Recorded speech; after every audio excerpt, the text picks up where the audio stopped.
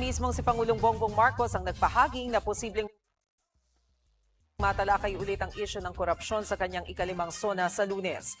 Ayon sa Pangulo, 90% na raw natapos ang kanyang speech. Inaasahang ibibida rito ang mga naging accomplishments ng administrasyon.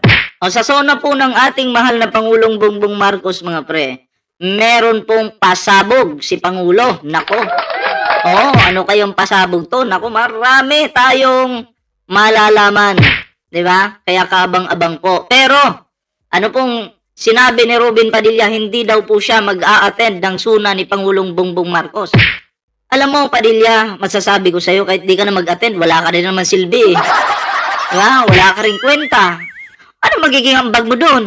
Bobong senador mag-attend ng suna, wag na matulog ka na lang. Diba? Tama po, diba? Matulog na lang siya sa kanyang pamamahay, sa loob ng kanyang pamamahay. Magkakaroon ka pa ng sa Bisaya pa, muta. Ha? Yung ba, hindi to. Magkakaroon ka pa ng muta. Di ba? Or di kaya, Padilla, kumain ka na lang ng tutol, kumakain ka naman nun, di ba? Yung tuhog-tuhog na baboy. Kain ka habang nanonood ka ng suna sa TV. Magkain ka ng tuhog-tuhog na baboy. Pork ba? Tas, isausaw mo dun sa maliit na sili, yung suka. Yung maliit na sili, isausaw mo yung yung pagkain mo.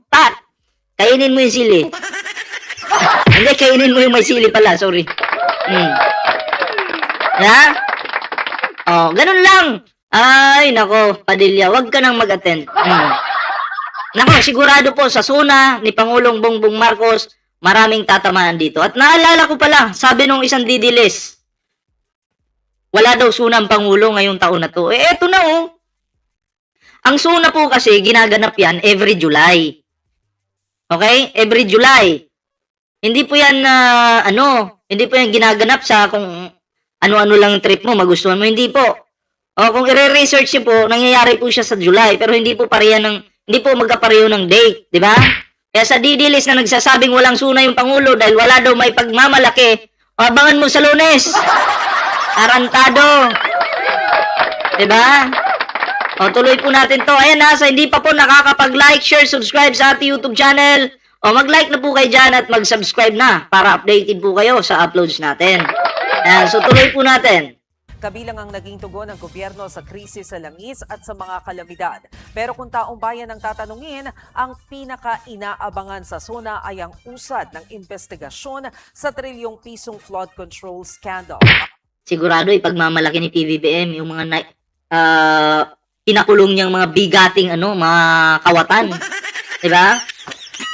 Sigurado po 'yan at yan po yung ating aabangan. 'Di ba? Kaya palakpakan po natin talaga si Pangulong Bongbong Marcos, no. Tahimik, sinasabi nilang weak leader daw, pero ayan, tingnan mo naman, nakakulong na sila. Halos lahat makukulong na. At si Cayetano, malapit na. Kaya Cayetano, magdasal ka na kay Kibuloy.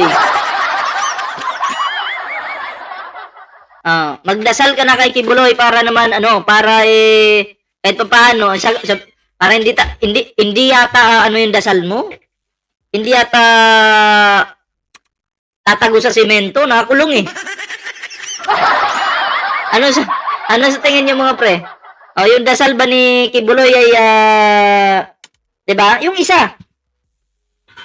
Yung dasal ba ni Kibuloy ay ni Cayetano mapupunta ba kay Kibuloy? Hindi kasi may pader nakakulong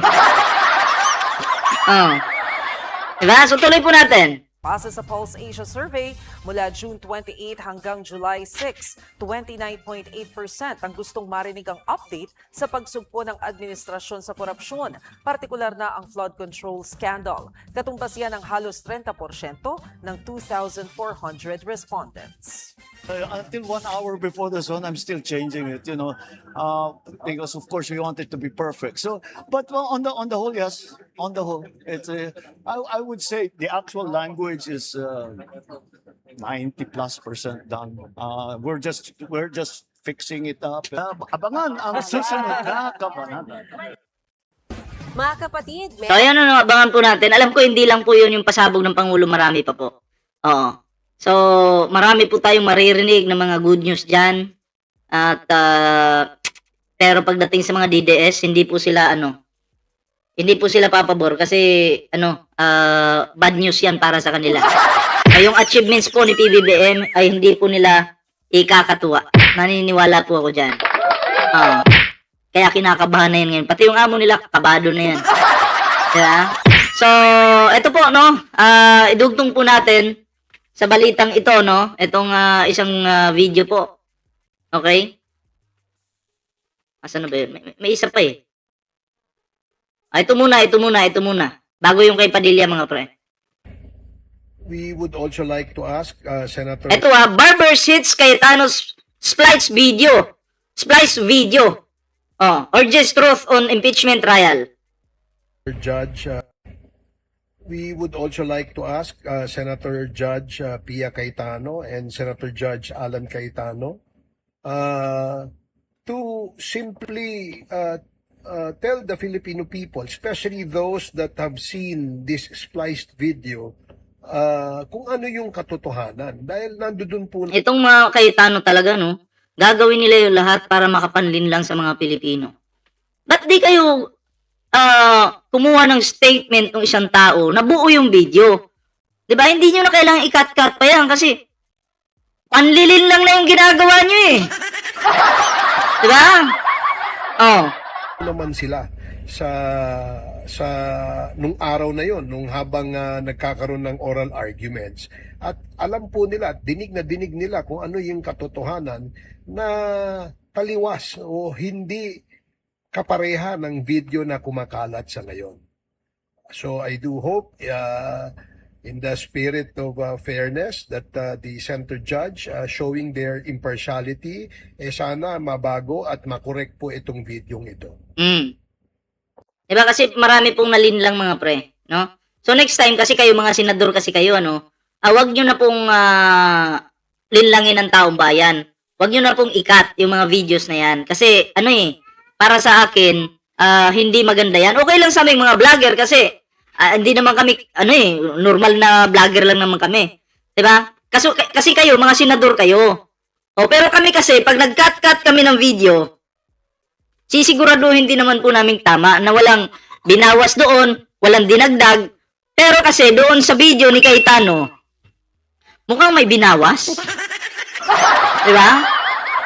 Mukhang may binawas po. So, kaduda-duda po yun at kailangan po talaga na, alam mo yun, imbestigahan po yan kasi pangit parang ang taong bayan malilin lang dahil sa pinagagawa ng Cayetano na to. Diba? Kupal na mga magkapatid. Diba? So kayo po, ano po yung inyong opinion dito? Ano po yung inyong reaksyon? Comment down below para naman po malaman po natin yung inyong kanya-kanyang opinion at reaksyon. At eto po, isunod po natin ito Gusto ko lang pong bigyan ito ng reaksyon. Bagay raw na maging Vice President sa 2028 si Robin Padilla ayon kay Attorney Salvador Panelo. Tangin. Bobo na nga sa Senado, gagawin mo pong Vice President. Natatawa ako.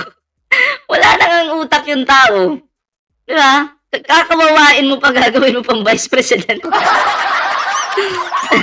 Anong mangyayari sa Pilipinas kung yan yung magiging Vice President? Welcome China na. Wala nang kaalam-alam sa nangyayari sa Pilipinas.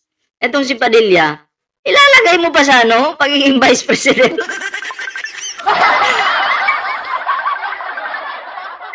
Wait lang. May tumatawag lang.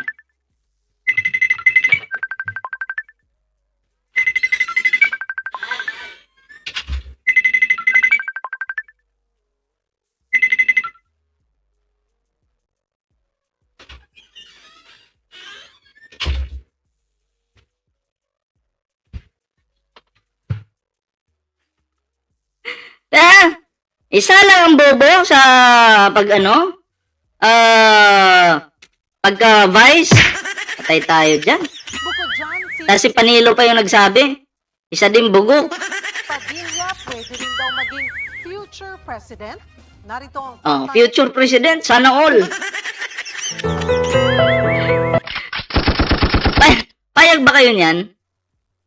Walang nagawa sa Senado, kundi pumorma ng pumorma, gaganong-ganon sa kapwa niya senador, tapos gagawin mo vice, tapos future president pa. Kaya sabi ko mga pre, kasahan sana ni Padilla yung naghamon sa kanya ng suntukan kasi mahilig pala sa hindi ka dapat nagsenador. Nag-boxer ka na lang sana. Diba? Mahilig ka sa mga bakbakan suntukan pormahan Diba? Pero wala laman yung utak. report. Kung tutuusin, medyo malayo pa ang 2028 presidential elections at bukod tanging si Vice President Sara Duterte pa lang ang nag-anunsyong tatakbo siya sa pagkapangulo. Kung sino ang kanyang running mate, wala pang pinapangalanan. Pero para kay dating Presidential Chief Counsel Salvador Panelo, si Senator Robin Padilla ang magandang katandem ni VP Sara. Magandang katandem. Pero iniisip po ba ni Panelo kung ano yung kayang gawin ni Padilla pag yan na inanalo? Walang kayang gawin yan. Nagsama yung tamad at bobo. Si Sara tamad. May pagkabobo si Sara, bobo. Si Robin Padilla, full po yung kanyang kabobohan talaga. Anong mangyayari sa Pilipinas? Tamad at bobo nagsama. Lubog po tayo. Diba? Hindi po tayo aangat kung itong mga taong ito yung magbibida-bida sa Pilipinas. Ang kailangan po natin na ilagay sa posisyon ay yung may mga utak po. 'Di ba? At may malasakit sa mga Pilipino. Hindi po yung parang boboto kayo ng isang parang lasinggong tao. Kaya si Padilla nasa Senado. Gulat yung mga kasama ni Padilla ng mga senador. Kasi parang may kasamahan sila diyan sa Senado na lasing Parang may kasamahan sa Senado na lasing. Alam niyo mga chol. Tapos, okay lang sana kung gano'n yung expression ng mukha niya. Okay lang sana. Kasi wala laman yung utak. Ay, nako. Diyan ako natatawa talaga Pinupush ko si Robin na maging Vice President. Pag si Robin ay nanalong Vice President, I'm sure he will win together with Inday Sara. Nabanggit din daw noon ni Panelo na kung hindi si Sara, si Binoy ang presidente niya for 2028. Pero dahil nag-announce na ng kandidatura ang kasalukuyang bise, edi pang 2034 na lang daw si Padilla. Nangyari. Sana 2034, tumalino ka na. Sana 2034, magkautak ka na. Para masuportahan ka naman, Padilla. Pero kung hanggat wala kang utak, di ka nag-iisip, at makatsayna ka, bahala ka sa buhay mo. Ay, nako. Siya ang susunod kay Inday Sarang presidente. Base sa latest survey ng Pulse Asia, number 1 si Padilla sa senatorial preference. Pero kung sa usapin ng pagka-vice president... Alam niyo kung ako yung tatanungin, maglalaban si Bongo at Padilla versus Sara. Bongo, Padilla, Sara. Ang ilalampaso kayo ni Bongo. Malakas po si Bongo. Ayan alam naman po natin na si Bongo at Sara Duterte hindi magkasundo. Pag yan tumakbo si Bongo, maniwala kayo sa akin. Laglag si Sara. Diba? Laglag po yan si Sara. Si Bongo, kahit pa paano, may utak to. Si Sara Duterte, ano laman ng utak niyan? Si Robin Padilla, ano laman ng utak niyan? Kent Bernesto, shoutout po kinukumpara ko lang po kung sino yung malakas sa kanila. Si Sara, malakas lang yung niyan, kayabangan. Then, pangalawa, si Padilla. Nangunguna riyan ang kanyang kaalyadong si Senator Bongo.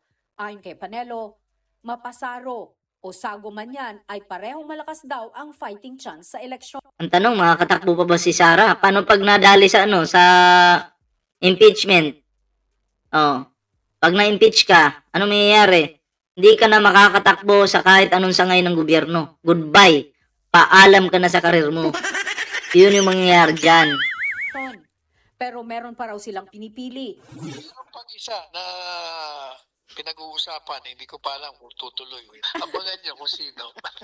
Basta may naririnig na ako. Yan nga lang, posibleng magbago yan sakaling makonvict si VP Sara sa impeachment trial.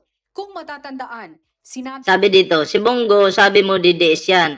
Imposible yung sinasabi mo. Lawakan nyo po yung pag-iisip nyo. Alam po natin na DDS si Bongo. So, kinukumpara ko po si Bongo, Sara, at Ruben Padilla kung sino yung malakas sa kanilang tatlo. Okay? Ngayon, sabi ko, pag yan, naglalaban-laban yung tatlong yan, yung Sara na yan at Padilla, laglag yan. Okay? Ngayon, syempre, Bongo, nandyan. Oh.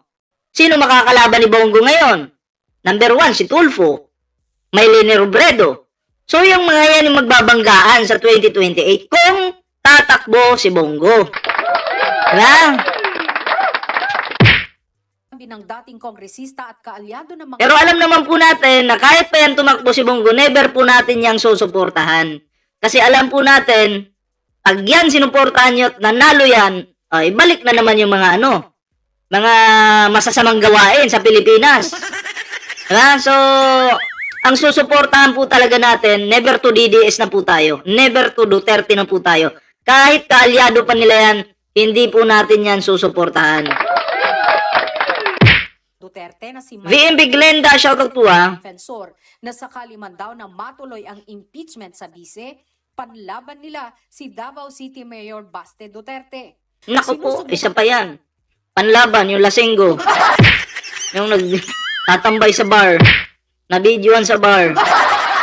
Tapos yung Davao pinabayaan.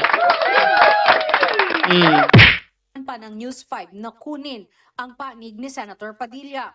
Kung matatandaan, sinabi na noon ng kanyang misis na si... Ang pambato ninyo, mga walang silbi. No! Basti, wala bang iba?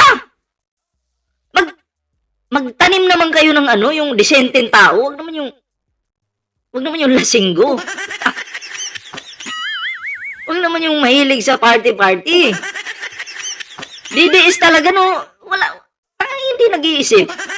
Mariel Padilla na hindi deserve ng mga Pinoy ang kanyang mister. Nagbabalita mula sa Frontline, Margie Bentulan, News 5. Oh, di ba?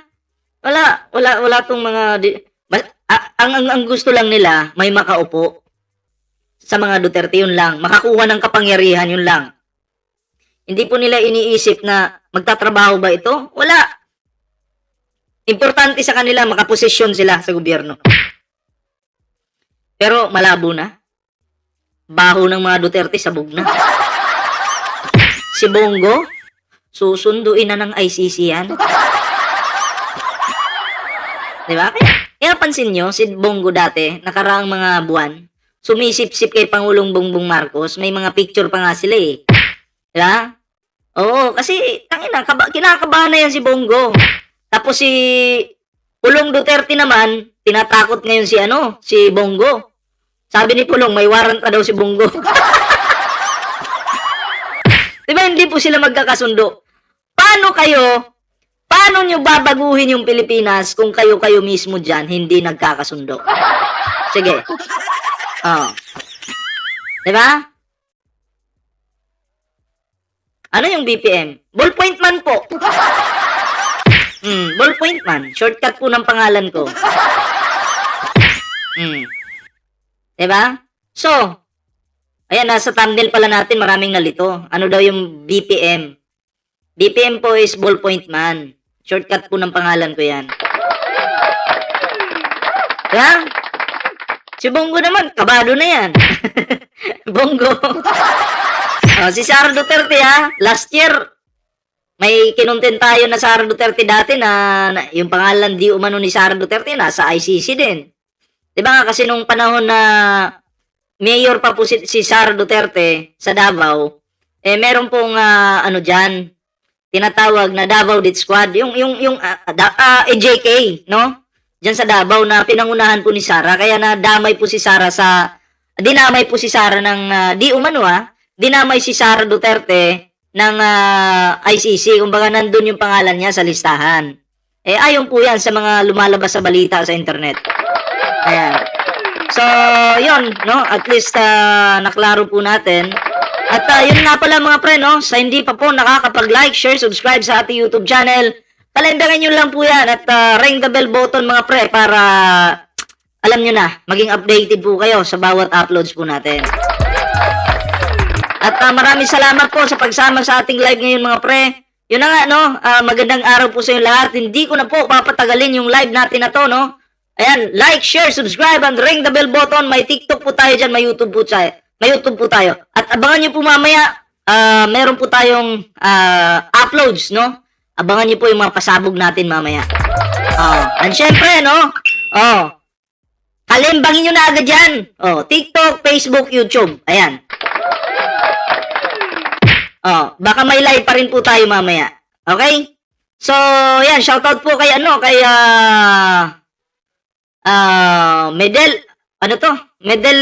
Medeleta Kobayashi. Ayan. Shoutout po sa iyo. At yun na nga mga pre, no? Like, share, subscribe po tayo. And share this video mga pre. Ayan. Shoutout dito sa mga DDS na mga pangitan, na mga hampas lupang kulangot, no? Kung isa ka, DDS ka noon at DDS ka pa ngayon, magpa-check up ka na dahil pangit ka. So, yun mga pre, like, share, subscribe. Paalam po muna pansamantala.